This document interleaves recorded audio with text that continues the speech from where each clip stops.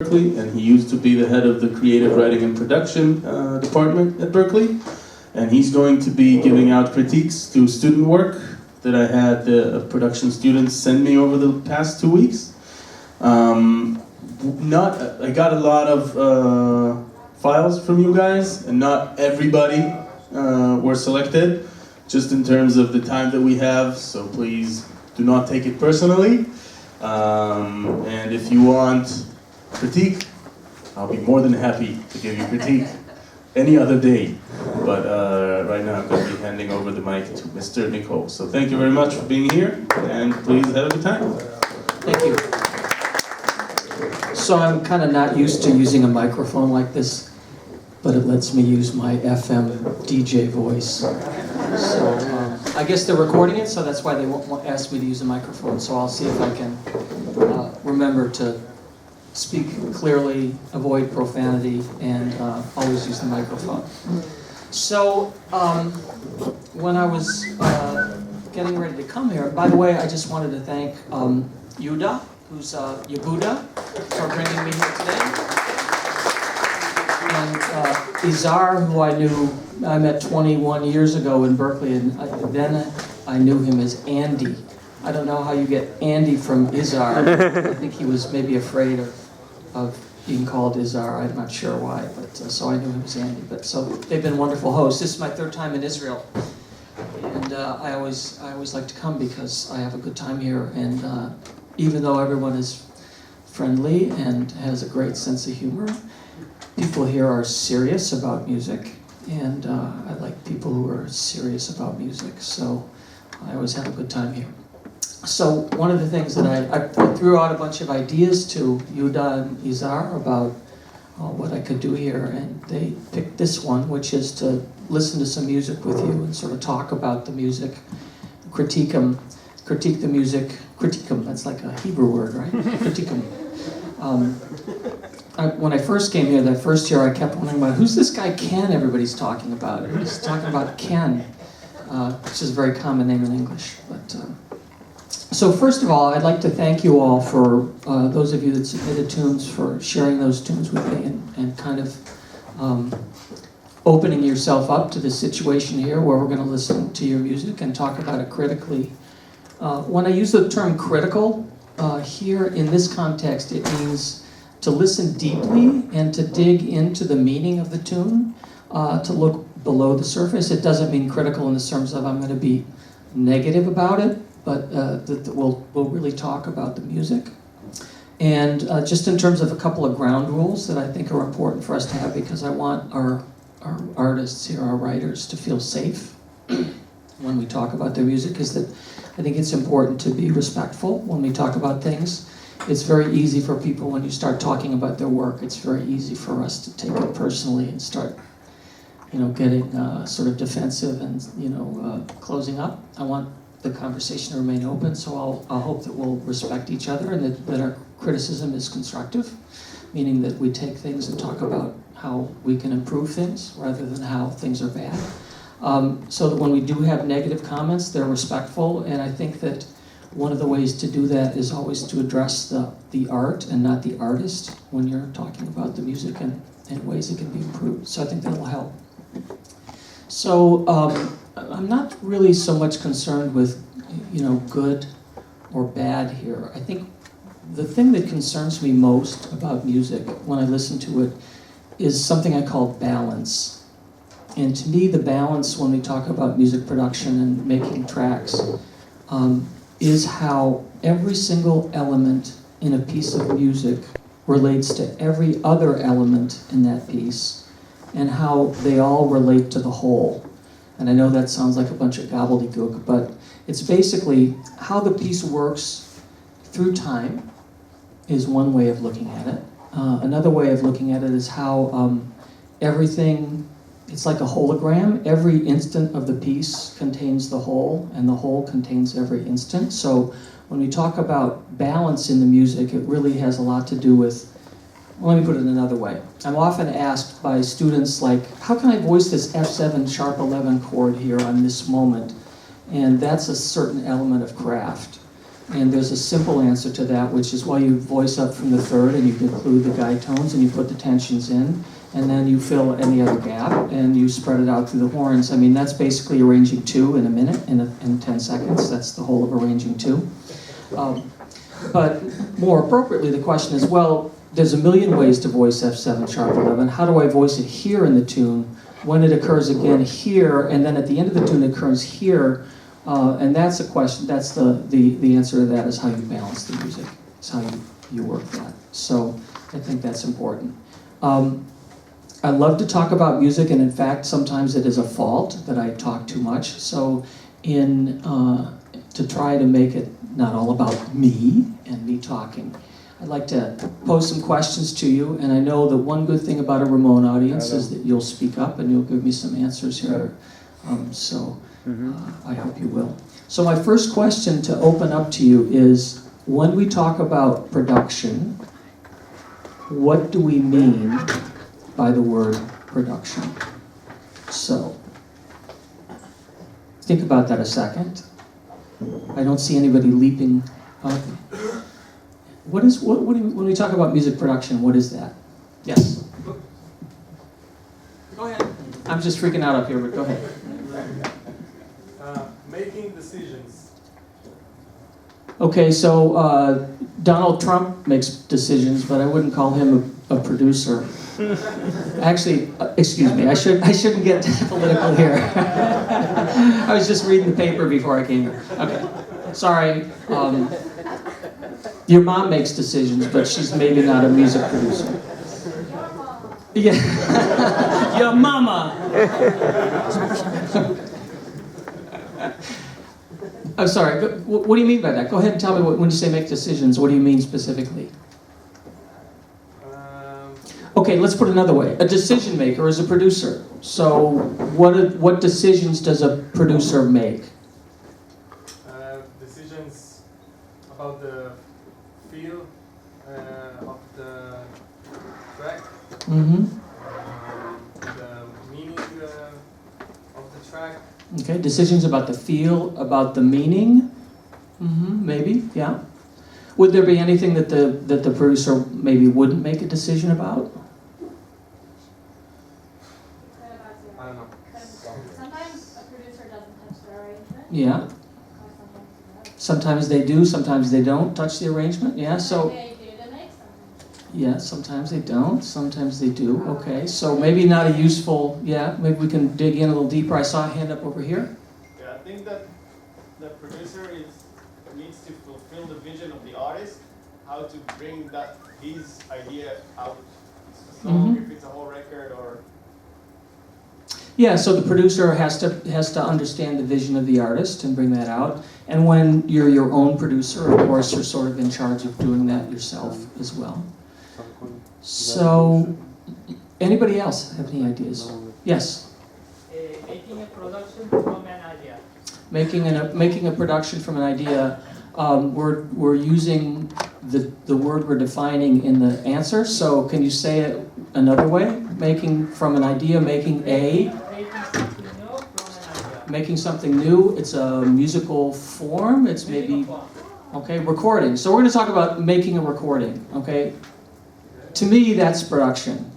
Everything that goes into making a recording, for the context that we're talking about here today, that's production. Because really, sort of anytime you bring any idea to make it real in some art form or another is both art and production. I think you could sort of take it that way. Odette, how do you define production in your classes? I like to look at it as the producer being the person in charge of making the vision come true. Okay. It's kind So of there's your student over here, got it. right? But I think it's kind of like a movie director. He can be the man behind the camera, but he doesn't have to be. He can be the man editing the movie, but he doesn't have to be. But he helps the meaning shine through. Yeah, good. I think that's a good definition of what we're looking for here. And so what we're going to talk about is production here, and it's not so much just like reverb or just the instruments that are chosen or just the way the vocal is mixed or anything like that, but how all of that goes together to be the best possible expression of the art we're going to listen to. So I think that's kind of an important where to start. So what I'm going to do is I have some notes here, and I'm going to sort of go through some things, and I'd like the writers of these tunes to come up with me, and it'll be like a TV show, and I interview you about your song. We can pretend that millions of people are watching. So, Itamar Mehran, are you here?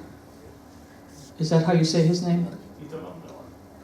Itamar Mehran. That's how you say it in Hebrew. Itamar Mehran. Is Itamar here? Wow, apparently he isn't. Okay. Very rude of him. Well, you know what? His tune is so cool, I'm going to play it anyway. And all these tunes were cool. It was sort of, I'm going to sort of start and just get as far through all of these as we can. So, are we ready with the sound here? Is Itamar coming in now?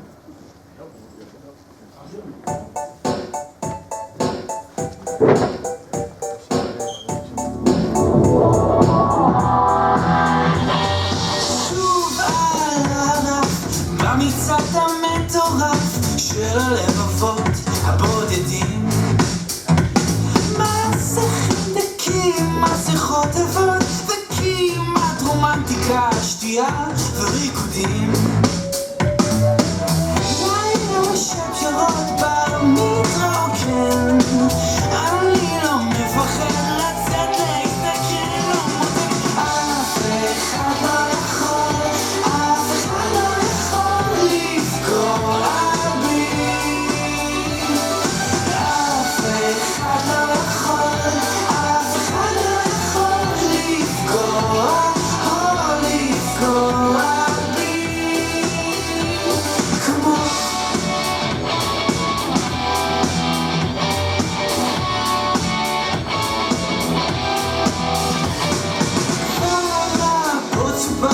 על הטבע המוזר של החברה לבלוע גיבורים, אבל אני הערב עוטה שריון וחרב ובתוכי שוכן בין השברים. לב אמיץ לוחת מפלדה, מורכב מקצר מגן פורץ עוד לא ידע, אף אחד לא יכול, אף אחד לא יכול לפגוע בי, אף אחד לא יכול, אף אחד לא יכול לפגוע או לפגוע בי כמו זה לא שלא ניסו, לא פעם קמו מתחרים, אך את הרעל הנפלא שלך אלה אחרים. לב אמיץ לוחת מפלדה, מוקף מבצע מגן פורץ עוד לא ידעת, אף אחד לא יכול, אף אחד לא יכול לפגוע בי, אף אחד לא יכול, אף אחד לא יכול לפגוע או לפגוע בי, אף אחד לא יכול, אף אחד לא יכול לפגוע בי, אף אחד לא יכול, אף אחד לא יכול לפגוע או לפגוע בי כמוך. So I didn't tell you, we should applaud for that.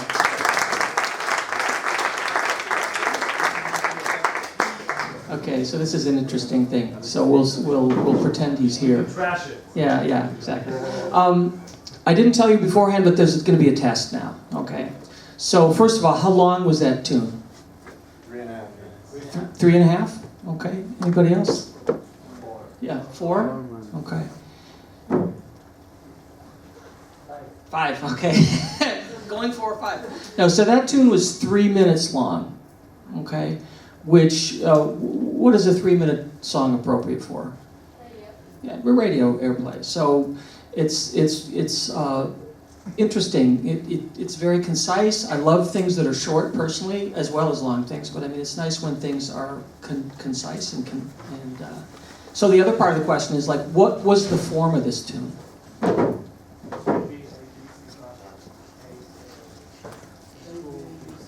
And 2 B's. Okay, so rather than using A's and B's, let's talk about something your mother could understand.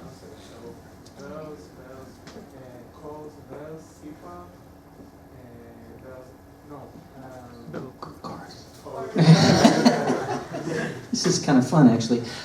Yeah, so like verse, chorus, maybe there's there's maybe a pre-chorus in there, and then the verse, chorus, and then what we might call a bridge, which is kind of a departure from that.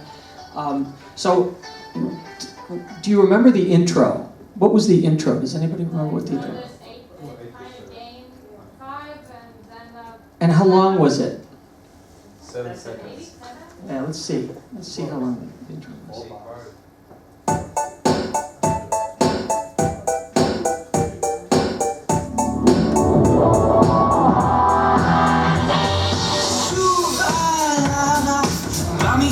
So 10 seconds we're into the tune with a little 4-bar thing. And what is the purpose of the intro? We can talk philosophically. What is the meaning of an intro? But what is the purpose of this intro? What does it do? What does it tell? Oh, it's cool. So, but what does it establish? What does it tell us about what's to come? Yeah, it gets our attention. Why? Because it's what? The filter thing. The filter thing's cool, right? That sweep is like, whoa, I haven't heard that before. Yeah, so there's something in there that grabs your attention. What else does it do? Gives a groove, right? And how does it tell us the time? But what tells us the time in the music? Yeah.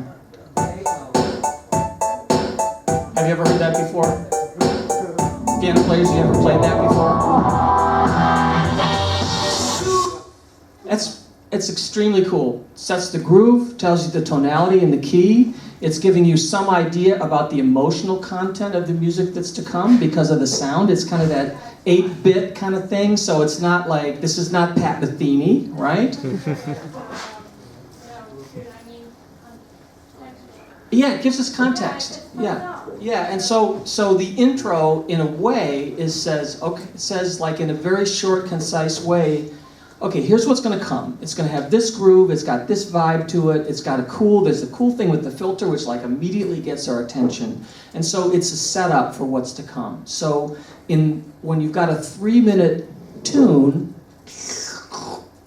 right, the intro also proportionally becomes shorter. And so as a listener, I was immediately interested. I heard it start, I'm going, okay, what's that? And then the filter comes in, I'm going, whoa! And then we're into the tune. So it's kind of like, it kind of goes like that, so super effective production. And I think the reason why I wanted to play this, even though is not here, is because this is great production, because you could play this tune, he could sit down and play this tune at the piano, and you would get the lyric and the melody and the feel and everything, but what the distance it came from piano vocal songwriting to the finished track is pretty amazing. And to me, that's the production of this one. And it could have gone sort of in a lot of different ways, but he made decisions, as this young man said over here about what a producer does. He made decisions about all those things. He picked the palette, and there's lots of textural layers in there that are interesting. I like a lot this group called the New Pornographers. I don't know if you've ever heard of that band. Nobody has. Okay, you should check them out.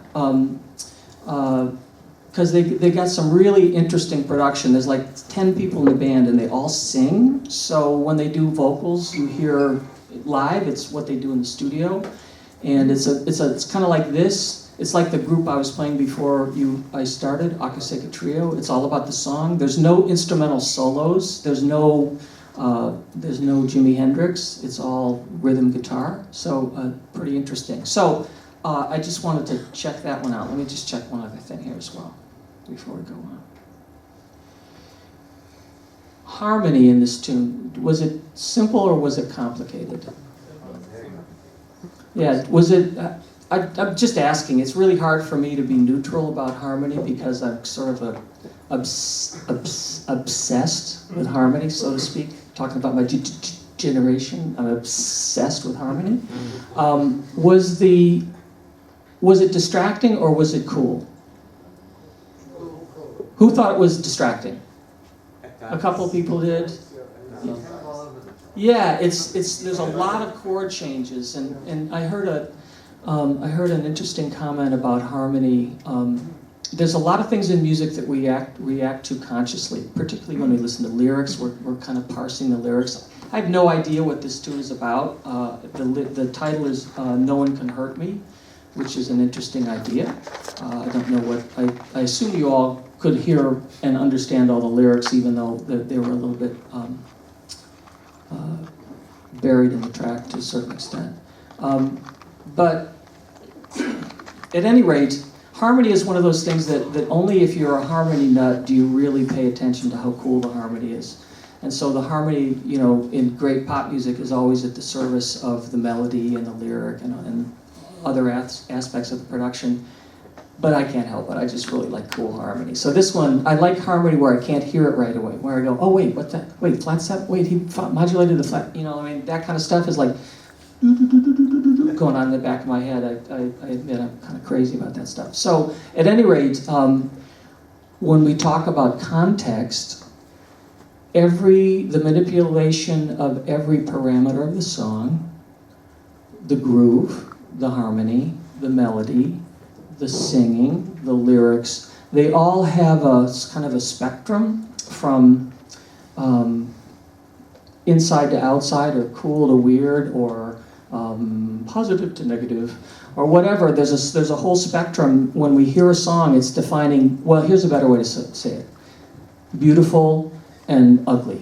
In other words, inside and outside. Things that we find pleasing and things that are unpleasing. And that's the difference between consonance and dissonance for us. And so every parameter has that kind of spectrum that we're working within that defines a musical world.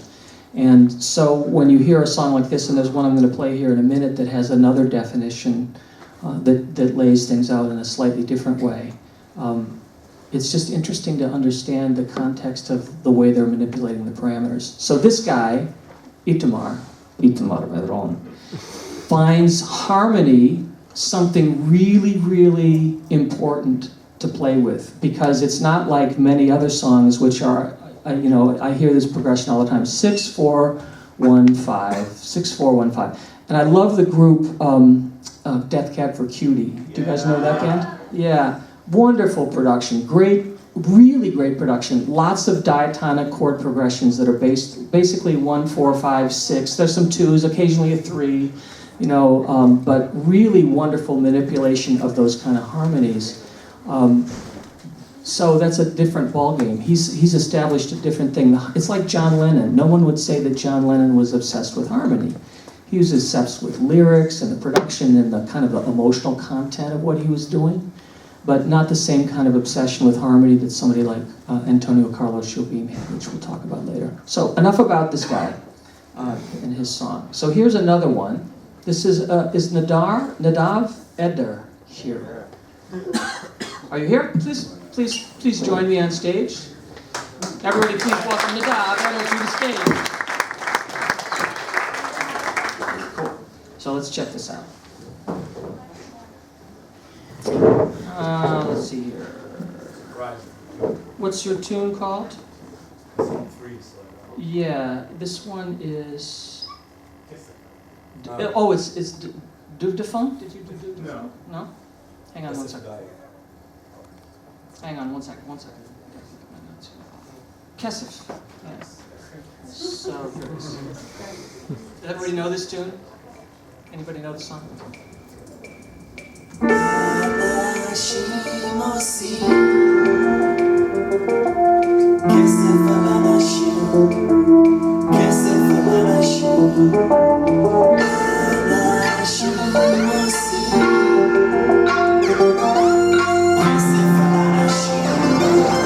כסף על אנשים, אנשים עושים כסף על אנשים, עושים כסף על אנשים, עושים כסף על אנשים. אנשים עושים כסף על אנשים, עושים כסף על אנשים, עושים כסף על אנשים. הגברים עושים כסף על הנשים, עושות כסף לילדים, עושים כסף מוכרים סמים.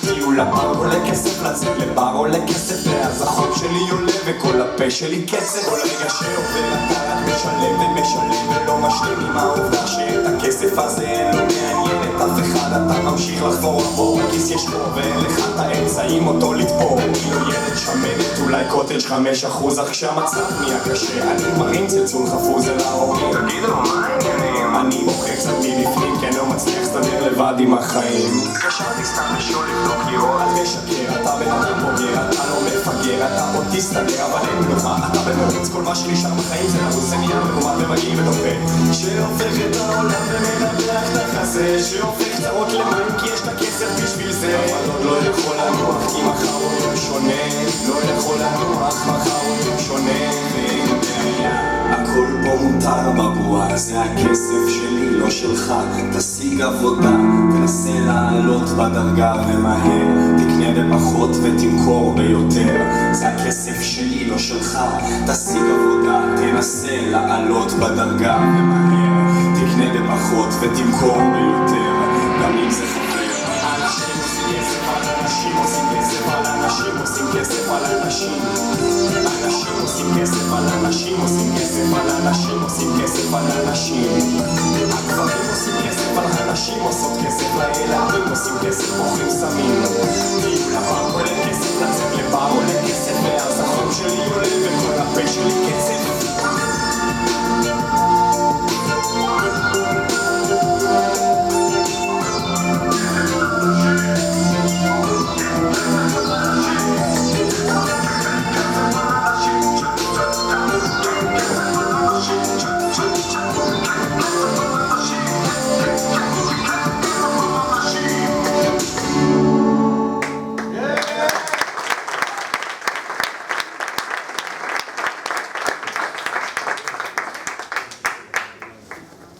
Anybody have perfect pitch? Anybody? Is it G? Ja, absolut. D. D. Okay. Just a test. Okay. So, let me ask you, what? Who is your what do you listen? Yeah, who's your god? I guess that would be. You know, like when you did this track, what was it in homage to? Pardon me?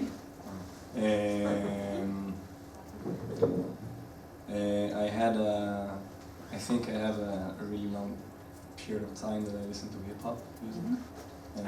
I'm shocked. You're shocked. I'm concealed. Yeah. But this track happened last year ago, which I was really certain that that's the direction I'm going. Mm-hmm. But I think differently now. Oh, you do? Yeah, because I don't know if I'm mastering the skills of hip hop because I'm not in the culture of hip hop. So I feel like I'm fake to the region, but I'm trying. Yeah. So because everybody can go, like, there's the music that you love and the music that you want to create. And if you love something, you really love something and you want to grasp the feeling that you had on this, the particular feeling that you had on the track, and trying to do it, so it's like two different worlds, and you need to acknowledge that when you come into music. So, yeah. Yeah, you know, this is it's very articulately expressed idea here. I guess we could call it cultural appropriation, when someone outside of a particular culture, in this case, sort of Brooklyn, maybe New Yorkish, you know, kind of thing, doing music there. It's something that I've thought a lot about because I love Brazilian music, and I'm an American from Cleveland, Ohio, which is pretty much as far as you can get from Brazil and still be in the same hemisphere. So I think that's something that we all have to sort of come to terms with. And my own sort of, the way I've come to terms with it is more like, I just try to make music that feels honest to me when I'm making it. And then I let everybody else figure the other stuff out. Because it's like, one of my reactions to what you were saying is, you might be thinking about it a little too hard, but I think it's good that when you're thinking about your own career and kind of where you want to be going with that you're thinking about it in that way. But I sort of think that this could coexist with the music that you're making now. And because it felt pretty honest to me, you know. I mean, I don't know the lyrics, so I don't know how he could be. I'm not sure the artistry of his language, but it felt rhythmic. It felt cool. It had everything kind of in place in terms of when I listen to this kind of music. It had the little like analog synth doo-ba-doo-ba-doo kind of thing, like that's almost calling back to like Stevie Wonder-ish kind of a thing. And there's that. That's one of my idols. Yeah. Hey, how about that? Again, I'm shocked. Nice. So it's got that thing going on. It's got this kind of looping progression. It's got the monotone rapish thing that's happening. It had all the elements are in place. It sounds like professionally put together music to me in this idiom, you know. So I think the one thing that struck me about it is it's pretty interesting harmonically, even though it's in this particular style. It's got some. It doesn't do the same, 4-2. Goes 1. after, yeah. It goes to the 7 chord, and then it's 4-2. Respecting the 1 chord, it goes to a 6 chord instead. I bet you know it better than me because I have no idea. I like I said, it's like I'm sort of focusing in on that aspect of it. So very cool. I liked it a lot. From a sonic standpoint, for you listening out there, I'll just throw this out to you as the audience. How is the mix to you? What did it have everything that this style of mix should have? The answer is no. Okay, so you have an answer. What do you think when you listen to it? What do you notice? That I don't approach mix as from an objective point of view. So Okay. I always get stuck in the process. Yeah. Because What did you get stuck on here? Putting everything to work together. Yes. Okay. So there's a lot going on A here. lot going on, but I don't know how to Yeah. Balance. Yeah, balance is an issue here. There's a great quote from Sting that I always think about, because I struggle with mixing a lot too. And what he said is, you never really finish a mix, you just abandon it. You just get to a certain point, you get, you know what? Okay, it's done. It's just never like, get fulfillment. yeah, and that, in a way, Pro Tools is our bane. You know what I mean? It's because you can always get it back up just the way it was and tweak it just a little bit more. It wasn't like the old days when we had to configure the board. It would take 2 hours to set up the mix. I mean, you don't even have to know that stuff anymore. But we went through pain to get you people where you are now. No, just kidding. So that's one thing. What about the low end specifically of this track? I want to listen to the low end and tell me what you think. I'm going to start it sort of in the middle. כסף על אנשים עושים כסף על אנשים עושים כסף על אנשים אנשים עושים כסף על אנשים עושים כסף על אנשים עושים כסף על אנשים הגברים עושים כסף על אנשים עושות כסף לילדים עושים כסף מוכרים סמים טיול לבר עולה כסף לצאת לבר עולה כסף ואז החום שלי עולה וכל הפה שלי כסף כל רגע שעובר אתה רק משלם ומשלם ולא משלים עם העובדה שאת הכסף הזה לא מעניין את אף אחד אתה ממשיך לחפור בור הכיס יש פה ואין לך את האמצעים אותו לתפור. What do you think? Does the low end sound typical of the style? Yeah. Yeah. You have your hand up. Yeah. I actually think it's a little bit too much. Okay. I feel like I'm in a bubble of Yeah. lows and Yeah. Going inside. Yeah. What did you think?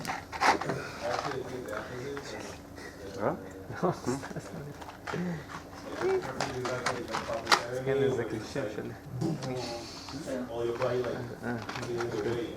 Yeah, you feel it in your chest. I think I would have to use the voice more. yeah. Yeah, okay. Especially at the beginning. There's a sort of interesting thing that happens with low end. I want you to listen, well, I'll sort of start it where I was again, and pay attention to the way the low end sounds in these two places in the tune. הגברים עושים כסף על הנשים, עושות כסף לילדים, עושים כסף, מוכרים סמים. טיול לפארק עולה כסף, לצאת לבר עולה כסף, ואז החום שלי עולה וכל הרבה שלי כסף. כל רגע שעובר אתה רק משלם ומשלם ולא משלים עם העובדה שאת הכסף הזה לא מעניין את אף אחד. אתה ממשיך לחפור עבור, בכיס יש לו ואין לך את האמצעים אותו לתפור. What happens to the low end when the other instruments come in your perception? Yeah, there's a perception that it kind of goes down. And why would we hear the low end less when there's more in the mid-range? This is a technical question. Okay. Anybody have an idea? Yes. Something needs to take the front, something needs to go back. Okay, yeah, so there's a foreground background thing as well. Yeah. What else? Anything else? Yeah. Flashes, the frequencies, they're on the same frequency, so we can't hear them both. Okay, but one is low and one is mid. So why would mid-ranges cause the low to the overtones? Right. Right. So it's kind of a funny thing, and this is just Oded, you can correct me. Don't feel hesitant just because I'm up here with the mic. There's a perception that when the mid-range is full, that we're not hearing the frequencies of the low end that really define the low end. So sometimes the low end sounds softer when there's things in the mid-range. What do you do? There's always two answers to what do you do. And the one is the technical answer. This is why there's an art to mixing music. So you learn as much as you can. You analyze as much music as you can. You apprentice to a fine mixer because it takes to really be good at mixing. It takes a long time to really be good at it. That's my personal opinion. So that's just the longish kind of academic answer. And the short answer is you do what sounds best and you figure it out. Okay, so that's the hard answer. Because that's not really a good answer. Like, that doesn't really tell you much, except that it's something to figure out. But, so it's interesting, we had a bunch of different perceptions about that in here about, I just picked the low end because as I was listening to it on these speakers, I listened to it first on just some computer monitors, and as I was listening to the low end, I was thinking probably on some big speakers we'd hear a lot more of the low end and it would be pretty cool. I would like more punch in the bottom. I mean, just personally, and that's a subjective thing. I just like it to, like you said, it's kind of, I'd like to feel it in my thorax, that stuff. But cool track. So thank you very much. I'd love to hear you.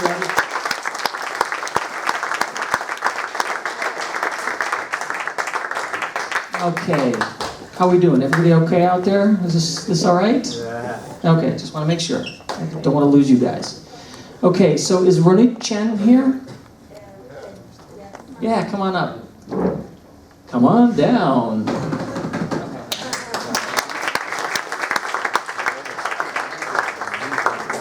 All right. So this is an untitled song.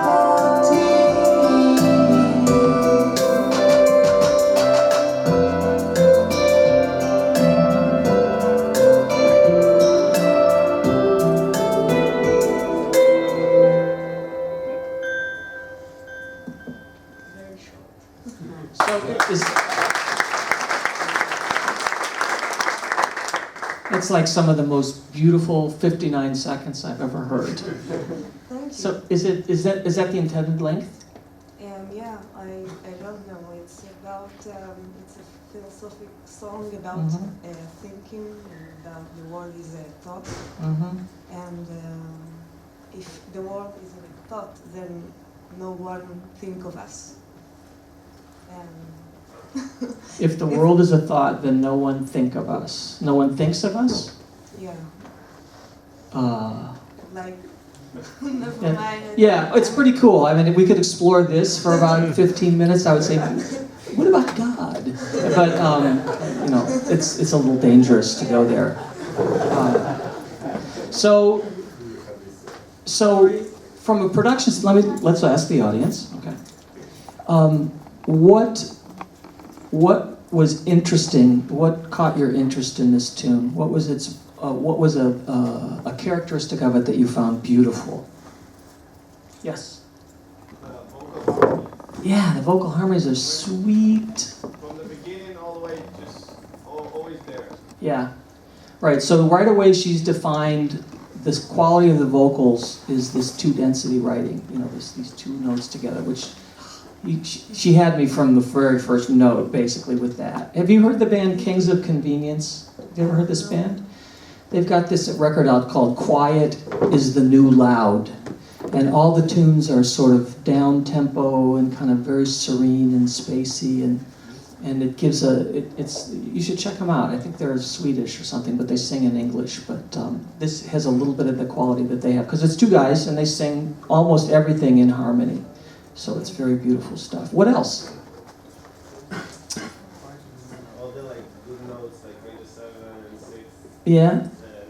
The sweet notes, yeah, we like those sweet notes, us musicians. We know what they are. What else? The chorus and the guitar. Yeah, there's it's a MIDI. It's a MIDI guitar. Well, there you go. The ambience on the guitar, to me, like when it first came in, I went, because after listening to some of these other things, you know, you listen with headphones and suddenly it goes, you know, it like opens up. So like there's this spacious quality to the guitar processing. There's the beautiful harmonies that things are happening in. There's this serene aspect to it. So to me, one of the reasons that was immediately attractive to me about this is the fact that all the elements kind of work together to create this coherent, really peaceful kind of thing. And so it's about thinking. So I don't know what that means, but it's about I don't know how to say it. My English is very bad. Say it in Hebrew and somebody can tell it to me in English. שבעצם העולם הוא סוג של טוב, אבל זה פילוסופי לחלוטין. כאילו הרבה אני מושפעת מהסרט הנוסע בחלל, Space Odyssey. When it speaks with So Oded, translate. Well, I'm old. beginning of the thought, but she said that she's influenced by 2001: Space Odyssey, and go on. That he speaks with the computer, and I think that we are all like algorithm or something like that. Life is a simulation. Yeah, life is a simulation. So the song is about that. Wow. Very emotionally. Yeah. The interesting thing, of course, about 2001 is that 2001 was all orchestral music, right?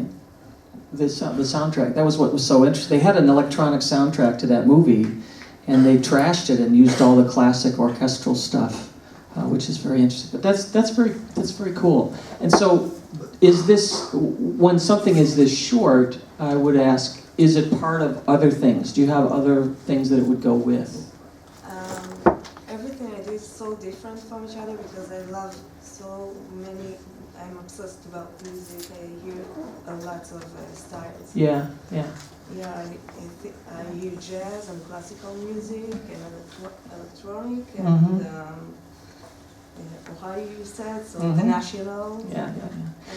One thing you might think of is I write a lot of very short music, and what I do is I also write longer things. Of course, I don't want to be thought as a short writer, but I often will pair 2 or 3 together and make a suite, just so that you basically there's not much of an audience for a 1-minute song, but I love them, you know. So it's the only one. I have it's 2 minutes. So I have a suite, I won't play it for you, but it's about 9 minutes long, and the first movement is 1.5 minutes, and the second movement is 2 minutes and 45 seconds, and the third minute is 4 minutes. So it has this sort of snowballing effect that gets longer. And the first one is orchestra with soprano sax, the second one is orchestra with alto, and the third one is orchestra with tenor. So it has this whole thing where they get longer and the voice gets deeper. And they didn't come at the same time, but I was able to take one really cool idea and kind of collect it with some other things that also felt cool and that ultimately made a whole. Which it's is like a puzzle. Yeah, exactly. To me, arranging and production is like a puzzle a lot. So anyway, great piece of music. Thank you.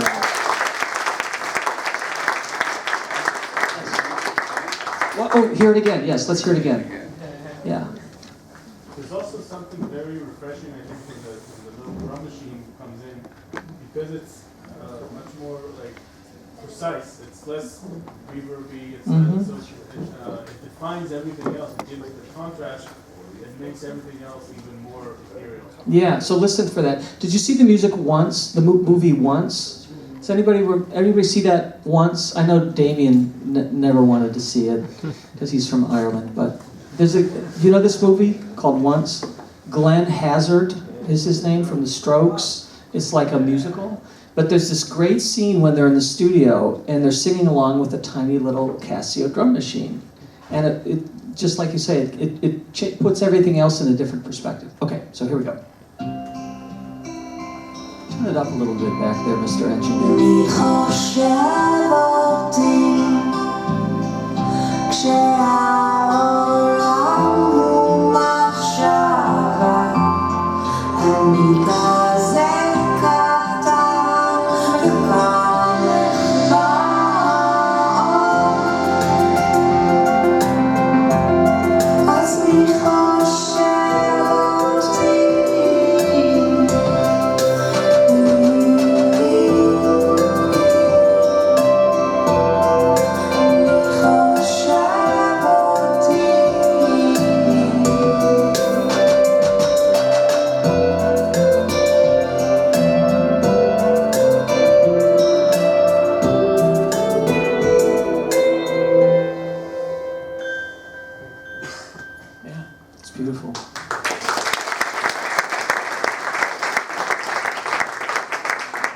Reminds me, I don't know if anybody here know the band King Crimson. Yeah. So the very first record, Court of the Crimson King, it starts out with there's this beautiful little prelude, I Talk to the Wind, that Greg Lake sings when he's still in the band. And then it goes into Court of the Crimson King, and on the second album it's Cadence and Cascade, and then it goes into Pictures of a City, which is like a thrashing kind of prog rock thing. So anyway. Very nice. Okay, so let's move on here. Let me see what's next on the playlist here. Okay, is Roni Scully here? Roni, come on up. Woo! Roni!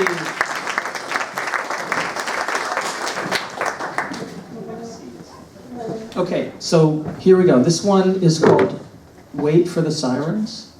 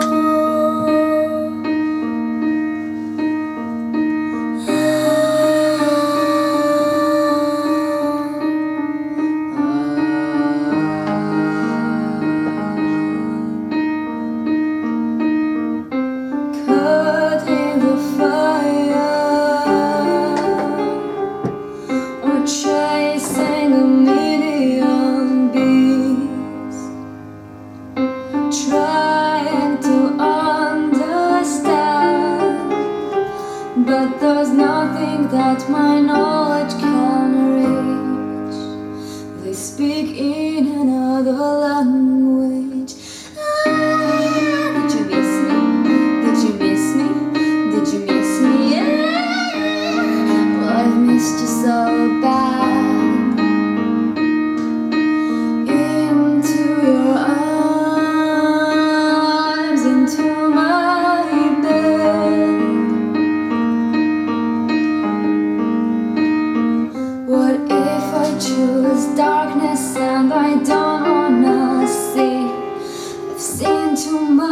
flashes blind, they've made me.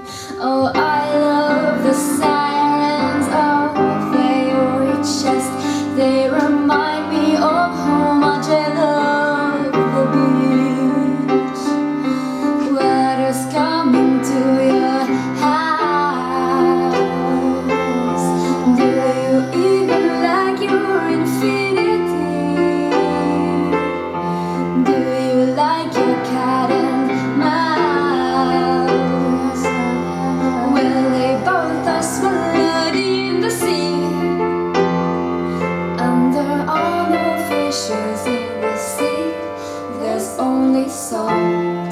If you want, you can come and see, but I guess you don't. Goddamn.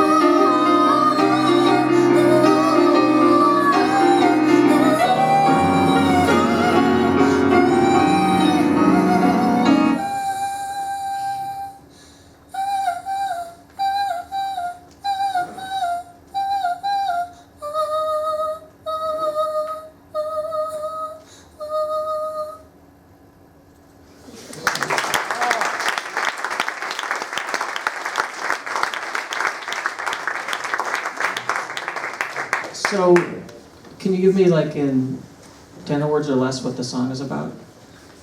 That's really hard for me. Okay. Can you just give me an idea what it's about? Oh, wait, actually, let me put it this way. How did the meaning of the song affect what you wanted to say with the song? How did that affect the way you put the arrangement together?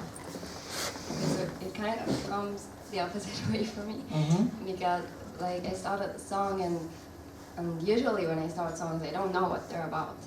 So like it starts from a melody and it goes into some sort of a feeling and I get some sort of a groove, and later I can go through months and trying to understand what's the meaning of it. Yeah. Does that happen to you guys as well? Yeah.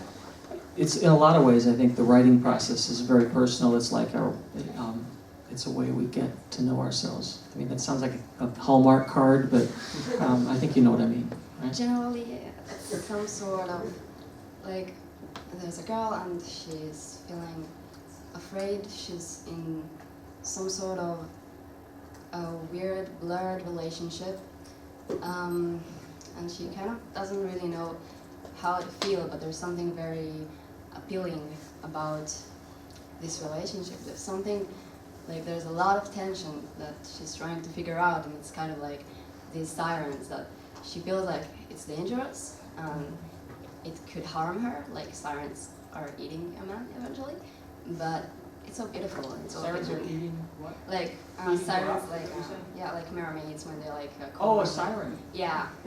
Wow. When they're, like, Is that the siren kind of siren you guys thought she meant? Yeah. You thought that as well? Oh.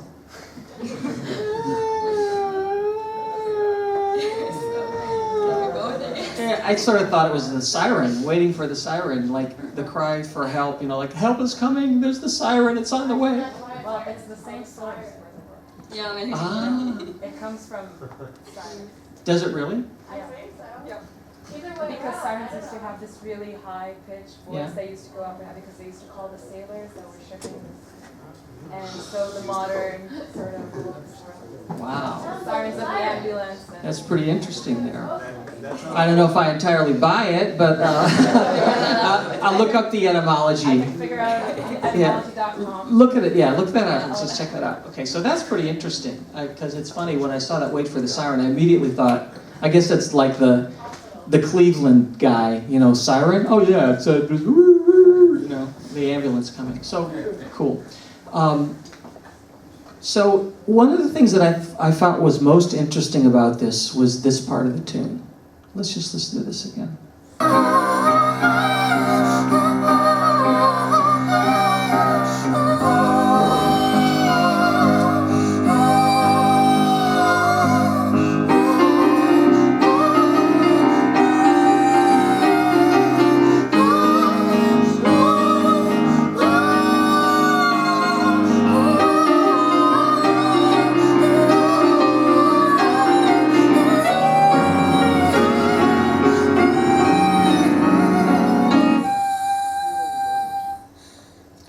So what I think is so interesting about it is that coexists with all the do. Then we get this kind of, you know, these cluster chords bang on the keyboard.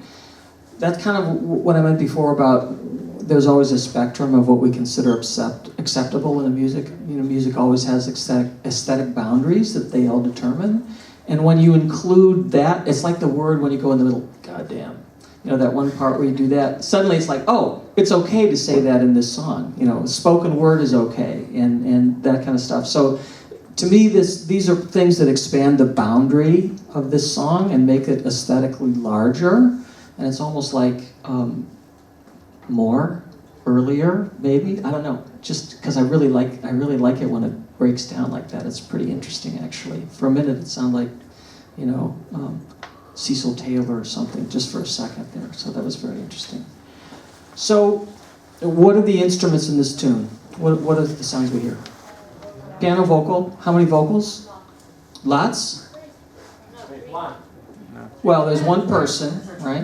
One person, there's like siren voice, Right, the lead. right. Sometimes there's Yes. And is there a guy singing in that, just like one line? Is that you singing down low? There's a friend of mine, which is a girl, and she's only singing for a moment.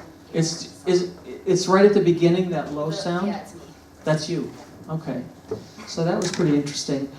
So as a producer, pretend now that we're producing this song. You know you've got piano and a couple of vocal overdubs to do.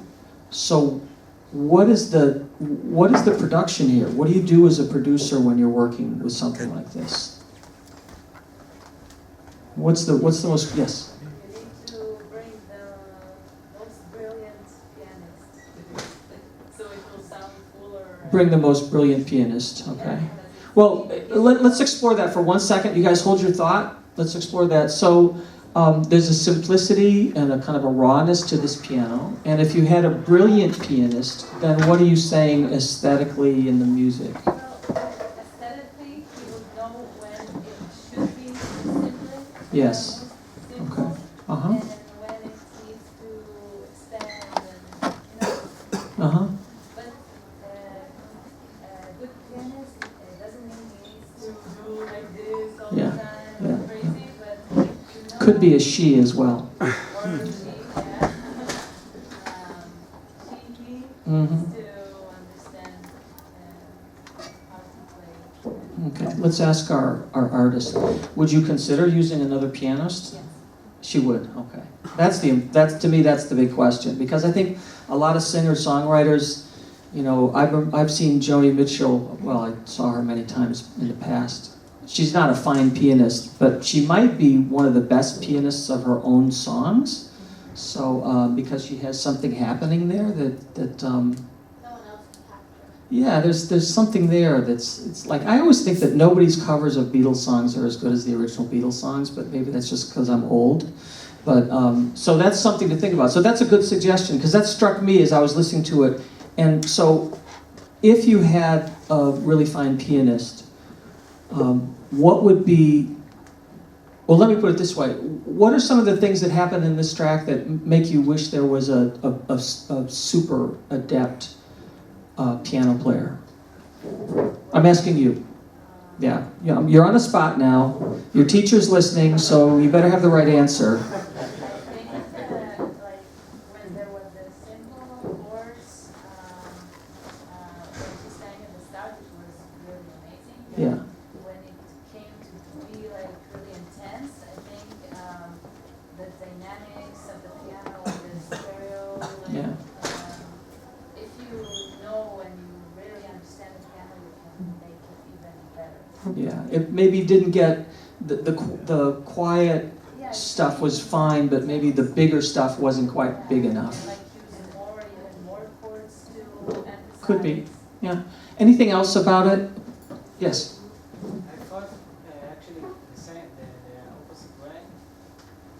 What I liked about this is the geometry is not really on time. It's really That's a really good point. So time. And it's like it's not like rock solid. And is that a good or a bad thing? I think this is what got me. That's what got you. Yeah. Yeah. How many think that perfect time in a piano track like this is important? Raise your hand. Okay.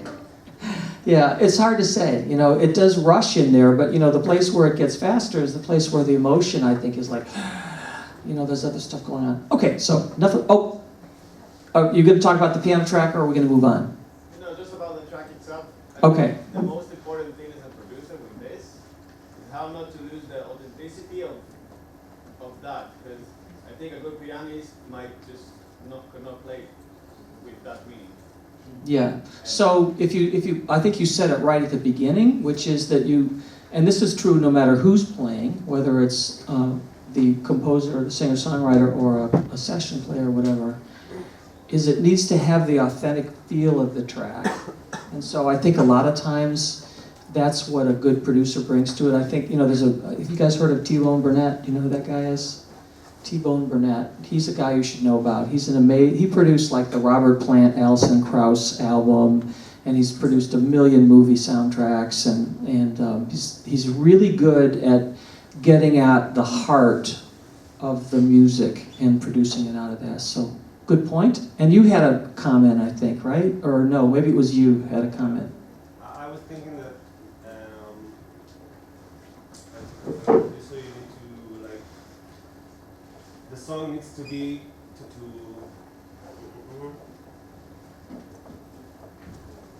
it needs to like go through the test with a singer and the piano alone, in my opinion. Go through the test. You mean it's got to work just with voice and Like listen?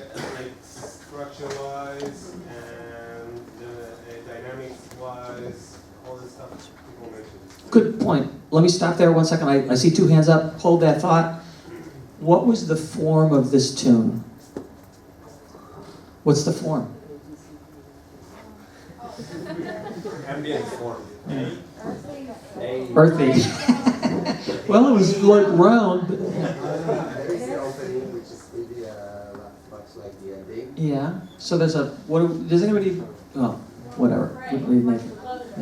Yeah, you have a. I was thinking, because I guess the semantic field that you work in the song is the C, and you've left so much, I guess, guidelines in the song to, I guess, how I would want to continue that to, I think as a producer, start working in the song, you sort of have to listen to the textures that the bar has already put there. So you added a lot of your own textures, if it's this laid-back piano or the textures of the voices and those waves and cycles that come and disappear, just like the sirens in the sea and the sailors circling them. And I think as a producer, you want to bring those things to the production with things like if you delay or just certain kinds of pads, or if you're using a pianist and someone who has a very sensitive hand, or someone who's very expressive and can really listen to the textures that you created and reflect them in their playing, because you've already put the blueprint sort of in the song. It seems very minimalist, but you have lots of information that I feel like you just need someone to translate it to all of the, like you said, like pick a good pianist. I would have kept it minimalist, but you pretty much have everything there, in my opinion. And the tune shows leads the way. But everything, all the elements are there. Cool. Sounds good. I agree with all that. Yeah? Do you remember he just changed the volume of the bass Mm-hmm. and in order to prevent them from the overtones, and she just didn't do the mix like this, and it bothered me a little bit because sometimes the vocal is too high and the piano is, I don't know, just in the song something. I don't Did know. you mix this yourself? Did you mix this yourself? No. Okay. Did someone actually mix it, or did they just sort of do a rough mix after you recorded the track? Yeah, it was pretty rough. Yeah. Mm-hmm. Yeah. What was the form of the piece? I want to get back to that for a second. I don't know. You don't know? It's, yeah. So what would we call something like that when it's not super clear? Rubato form? Rubato? Rubato form. Now you're making stuff up. Yeah, it's I don't get it. Well, we might say it's sort of through composed, right? That might be one way we could tell it, because it doesn't necessarily have like a sectional form that we could say, this is like really a verse, but there are some aspects of it that are refrain-like. That's neither good nor bad, but it's just, as a producer, I think this goes back to what this young lady was saying, that one of the things that happens when the form is not a simple, easy, repetitive form. Let me ask you another question. What do you think, when you hear a really strong chorus to a tune, what sticks out in your mind about a chorus? When you say, oh, that's a great chorus, what would you say makes a chorus a great chorus? Catchy. The vocals, the stretching? It's catchy. Catchy. So what do we mean by catchy?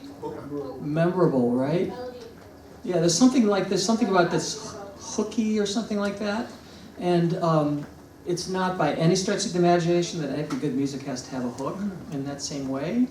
But I think as a writer, let me put it a sort of different way. When you start out and you say, I'm going to do a tune that is piano and vocal with a couple of vocal harmonies to it, there's a very small palette of paint there to draw your picture with. And so one of the things that I think is really important to do is make sure that you're using every bit of expression that you can get out of those small amounts of color that you can use. The fact that it's a minimalist production, I think, perfectly supports the form of the tune. In other words, it just all sort of works together. We're not so much worried about the form. And there's not a drum pattern that he has to go to the ride cymbal at the chorus, or he goes to halftime at the bridge. There's none of those things that are defining the form for us. So the form is a little bit amorphous, and it can be because it's minimal. But perhaps I've run out of useful things to say. So maybe we'll go on to the next one. Yes? One more thought about that. I think that there are times in this song, but in a lot of songs, where you have something that you really like. And here I think there are a couple of places. One is pretty much early in the song, there's a place where you go like to the super falsetto and that part where you go through them. It's a really right. I mean, it's a very satisfying moment, and it can live like in two ways. One in which I'll have like, I want to hear it again because it was so cool. But then when I don't, I appreciate it even more. Hey, it was just a one-time thing. It was really cool. Yeah, let me listen to the tune again because I want to hear that moment. And there are a couple of those in that song that the fact that they don't repeat gives them even more strength than if they had repeated. Yes? I have a question. I mean, are you aware that he quoted our ballad? What? Hello, Yeah, hello. yeah. Was that perfect? Yeah, it's absolutely aware. So why? Cool. Why did I do that?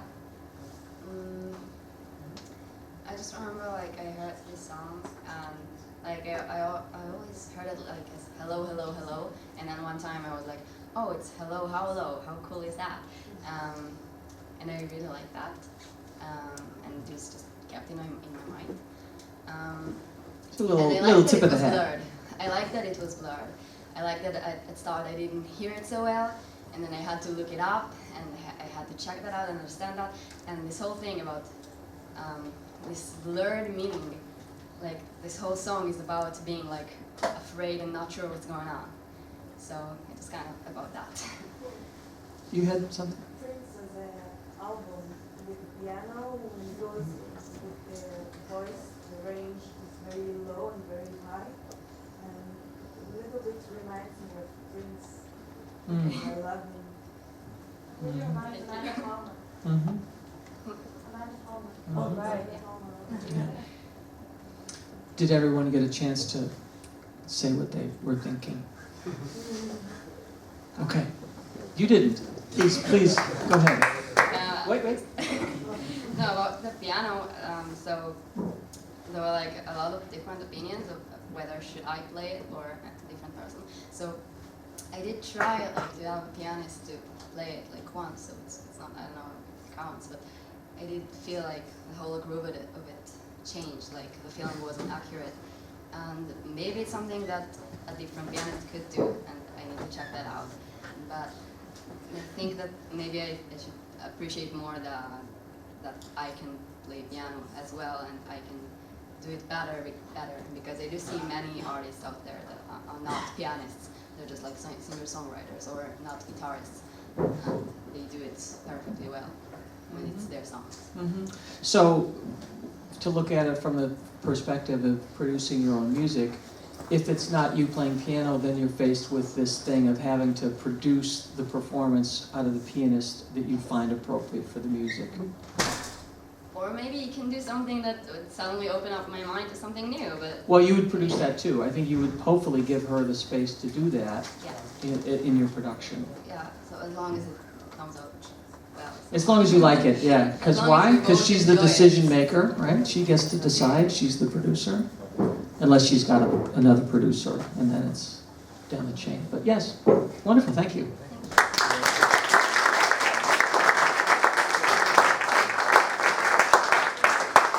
All right, so we have one more here.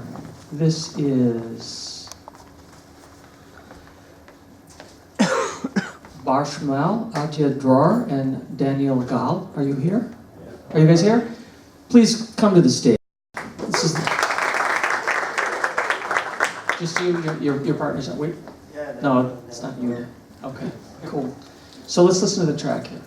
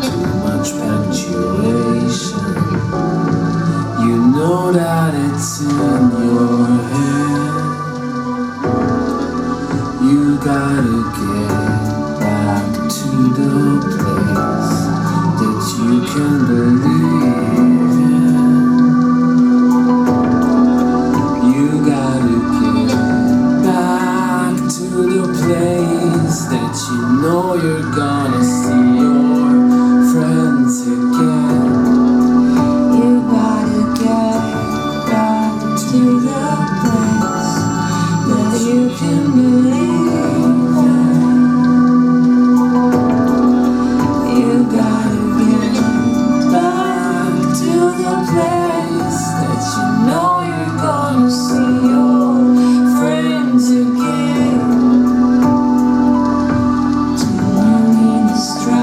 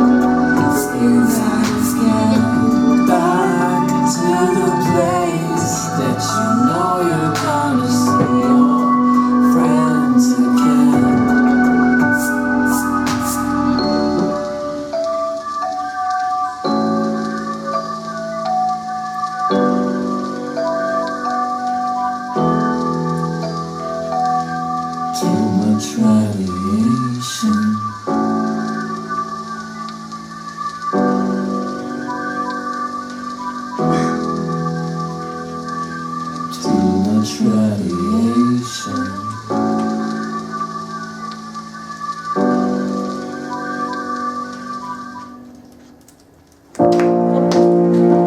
That's the next one.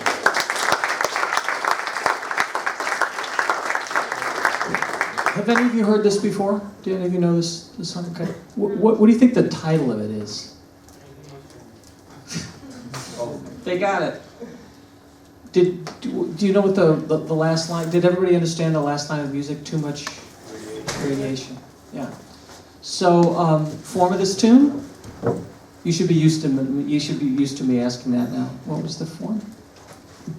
Did the progression change? Okay. What changed? The lyric, right? And who was singing as well. Yeah. So I hear the track has too much radiation. Is that kind of what too much radiation? I don't know. I mean, when we worked on the song, the three of us, it was an exercise for one of our classes last year, and we need to do a cover. By the way, this is a 90s alternative rock song, and we kind of want to take it to a place that more give a place to the lyrics and give them a meaning, darkness meaning of radiation and the power of it through the lyrics and not by a distortion or the original song. Cool. So, what were the instruments that we heard? Guitar. Keyboard. Electronic layer. Yeah. Right. Was that radiation at the end? I always picture radiation as like a frying pan, even though you would never hear radiation or feel it or smell it or see it or anything. But through the whole song, there is noise. Yeah. Kind of vinyl or radio noise. Yeah. Like a timer meter. Like the meter where you Right. That's clicking when it detects radiation. Yeah. So what does it do to your perception of the track when you hear noise? How does that affect your psychology? Ambience. Okay. So what is it when you say that that's part of the ambience? What's the ambience then? Yeah, it gives you a space that's happening in, and it's a space that's, to me, Death Cab for Cutie does this a lot, like on, yeah. All their albums are based on it. Pardon me? All their albums are practically based on that they put there. Are you talking about Death Cab for Cutie? Yeah. Well, like Transatlanticism, there's ambience between every track, and it's kind of, to me, it's always like if you're looking at a painting. Yeah, it connects it, but you also, when you look at a painting and you see the texture of the paper, to me that's like the same thing as hearing an ambience in the track. You're sensing something that's not just the program itself, but that's intrinsic to the space. For me, this ambience noise, it's not an ambience. For me, it's like, it keeps me alerted because this sound is so not very common for the everyday life. Right. I don't hear noise. So when I hear it from a song, I'm like, okay, something's gonna happen. Yes. Listen carefully. So that makes a great part of the song. That keeps me, keeps me alerted to this song. Yes. And to me, it also creates the feeling that, like, okay, it's possible in this song that I'm going to hear sounds other than the music. In other words, the sonic palette has now expanded to include things beyond just the music track. So any other comments about this tune? Yes?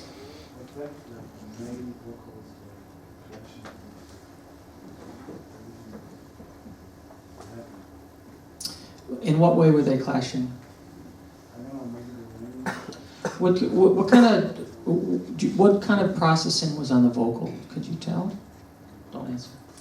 Can you say it again? Sure. Let's listen to the last little bit. Back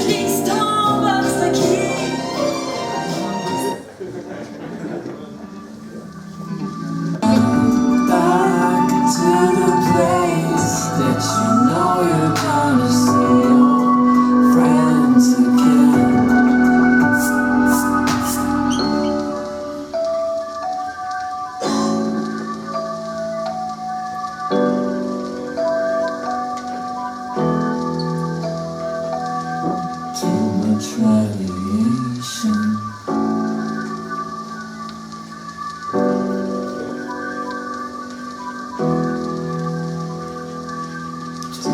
much radiation.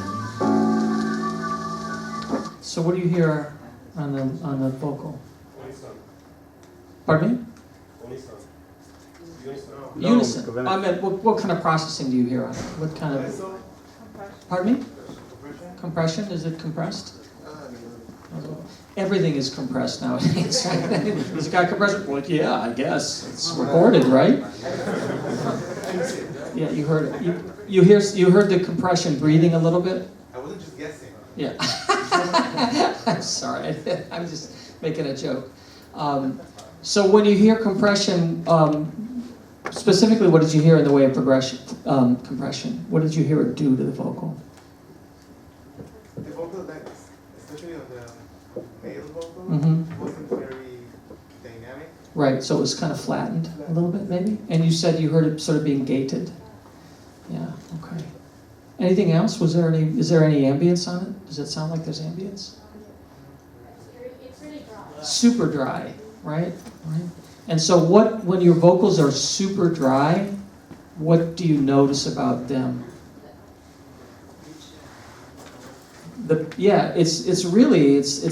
It's like putting a white light on the vocal and you can hear every single out of tune note because there's nothing kind of in the ambience that's kind of clouding that. So I think when you do super dry vocals, they have to be really well in tune.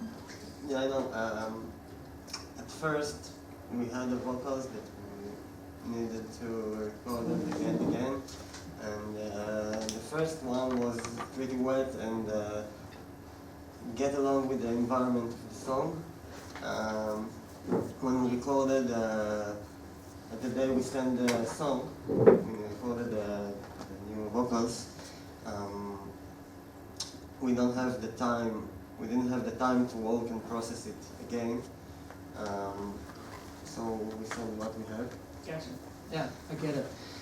So this, there's we always, in the United States, there's a lot of advertisements on television about drugs you can buy that can fix certain kinds of health problems you might have. And they talk about this great drug, prolaxin, blah, blah, and then they have this long section that says, but could cause headache and constipation and perhaps death and cancer in some people, it's like this long, long disclaimer. And the problem with, of course, playing music for people is you can't give a disclaimer, you can't say, well, we didn't have time to, mix the vocals and stuff before we did. So it's always good to know, I maybe should have asked you before if it was fully mixed. But at any rate, so I think this would be one that would be great to hear when you had the time to get that vocal track just right and then mixed it with some ambience. I think that would take care of a lot of things to me, because it's got a nice vibe. To me, this track has a nice thing to it. I really kind of liked it when I first heard it. It's like, yeah. So, at any rate, I have 51 seconds left. So, thank you very much.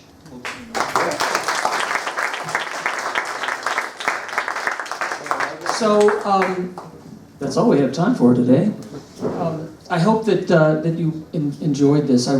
As you might be able to tell, I love to sort of talk about music. I don't think it's important necessarily the conclusions that we sort of came to as so much as the process, because to me so much of the process of production is really kind of interrogating your track, really asking it what it needs, really digging in and kind of questioning everything you're doing. The mark of every great producer I worked with is that they never stop with the deep questions about a track and really probing and really trying to figure it out. I was doing a track once with a producer, I think we did it was a TV spot, and we've got the rhythm tracks are recorded and we put horns on it. We just had the lead vocalist come in and overdub the lead vocal and do some parts to it. We're sitting there getting ready to mix it and it has to be ready by the end of the day, and he's going, I wonder if this isn't the right key for the tune. And it's like, oh man, I was like, really? Yeah, we got to mix it in an hour. You want to change the key? But that's the mark of a great producer. Almost every great producer I ever worked with never stopped that kind of really deep inquiry about what the track was about and exactly what it needed and how you could make it better. So that's what this kind of was about, was this sort of an inquiry into, like, when we listen, what we're listening to, what we think is effective, what the deep meaning behind the tune is, and hopefully you have these kinds of, this can be an inner dialogue that you have with yourself as your producer. And I think one of the things that happens with more experienced producers is that they've just made a lot more mistakes than you have. They've made a lot more tracks. They've had these inner dialogues a lot more and had tracks come to some basic type of completion in one level of success or another than you have. So it's really, we're all sort of walking the same path together. Somebody are 20 yards ahead than other people, but we're all walking down that same thing, because production is really, when you get right down to it, we talked about this at the beginning, but production is really making art. I think when you want to talk about it, that's really what we're talking about, which is kind of hard to quantify and write down and talk about really in a concrete way. But I think we all know what we're talking about when we talk about production. So, at any rate, I had a really good time. I hope you did as well. And stick around.